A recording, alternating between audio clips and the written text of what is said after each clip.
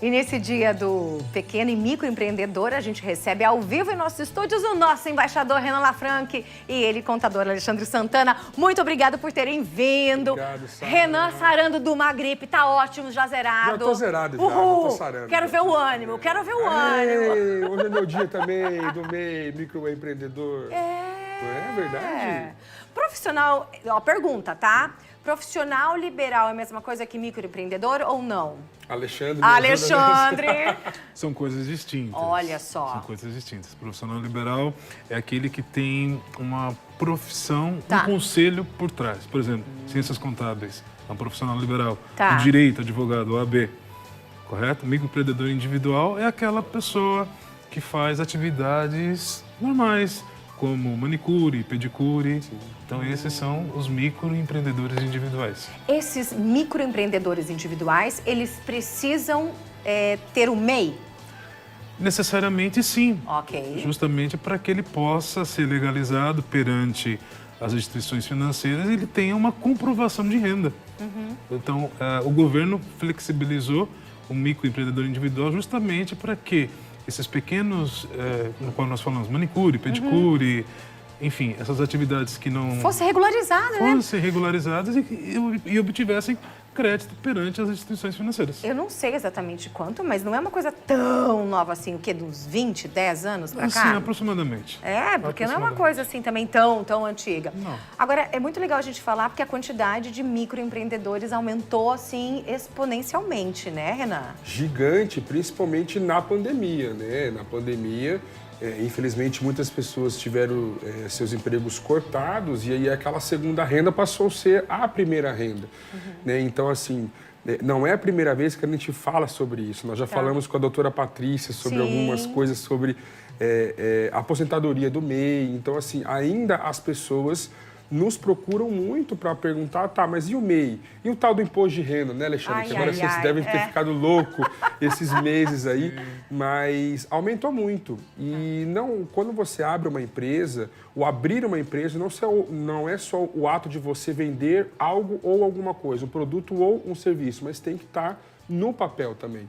Né? E por isso que nós temos os contadores que nos ajudam, e os advogados também, em algumas partes, que nos ajudam a colocar em ordem. Né? Eu falo que os contadores eles são anjos que apareceram na nossa vida, pelo né, amor Sara? de Deus, gente, porque número, comigo, eu, Sara Presoto, vixe, sou uma negação. Preciso do meu contador. Preciso. E você? Você também tem contador? Como é que você faz? Você consegue lidar com tudo? Quais são suas dúvidas? Manda pra gente agora. 33 15 1300. Tá aí o telefone? O 999530380. Esse é o nosso WhatsApp do Vermais. Você vai mandar pra cá e a gente vai tirar suas dúvidas aqui.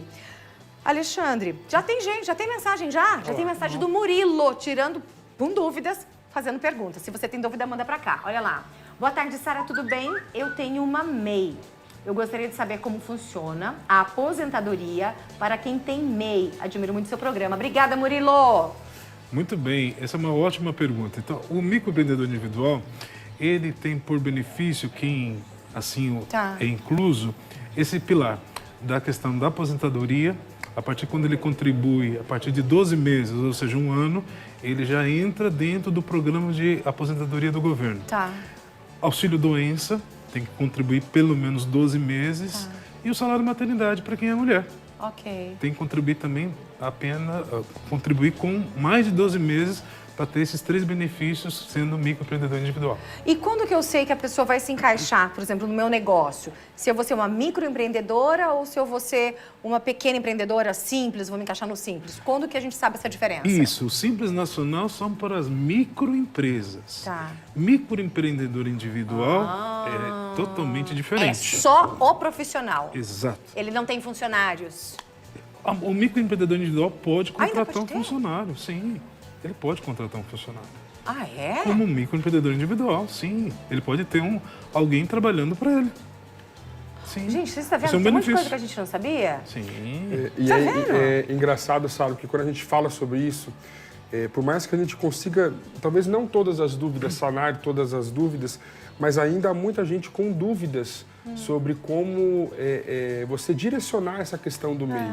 né? A gente fala muito sobre os impostos, sobre, né, até eu estava conversando com o Alexandre aqui nos bastidores, estou quase me convertendo para o Alexandre aqui, sabe? Eu acho que você tem que se converter. Olha, show de bola, que meu contador ainda não escute, mas tá tudo bem aqui.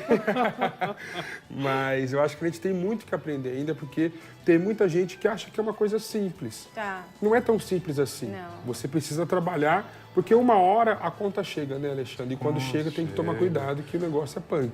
Exato. E o microempreendedor individual, pergunta do Murilo, você contribui através de um salário mínimo. Tá. Né? Hoje o salário mínimo está R$ 1.320. Então você paga hoje, por exemplo, quem é prestador de serviço, paga no mínimo R$ 71 no microempreendedor individual. R$ 71. R$ 71 por mês. Esse é o custo fixo de um microempreendedor individual hoje, na área de serviço. Tem várias categorias, tem prestação de serviço, tem comércio, quem é comércio paga diferentemente da prestação de serviço. Hoje a grande maioria são prestadores de serviço. Sim. Né? Existem comércios também que podem ser enquadrados dentro do microempreendedor individual, mas não são todos. Então, dentro do portal do microempreendedor individual, tem uma relação de atividades que podem ser enquadradas ou não como microempreendedor individual. Você citou algumas, vamos citar mais algumas? A gente falou de manicure, pedicure, depiladora, que mais pode se encaixar? Cabeleireiro. Cabeleireiro. Hoje nós vemos muitos cabeleireiros, não? O comércio de atividade ambulante que vende... Também. Enfim, vários artigos, né? Fotógrafos também? Fotógrafos, não. Profissional liberal? Sim, porque tem um conselho por detrás. Então, por exemplo, contador não pode ser microempreendedor individual. Não, porque nós temos um conselho de classe. Jornalista, pode ser? Não. Não. Até uma dúvida que eu tenho aqui para o Alexandre ao vivo, Sara, é sobre os prestadores de serviço. Então, por exemplo, hoje eu tenho uma empresa, eu sou prestador de serviço. Mas o prestador de serviço, ele engloba muitas áreas. Né?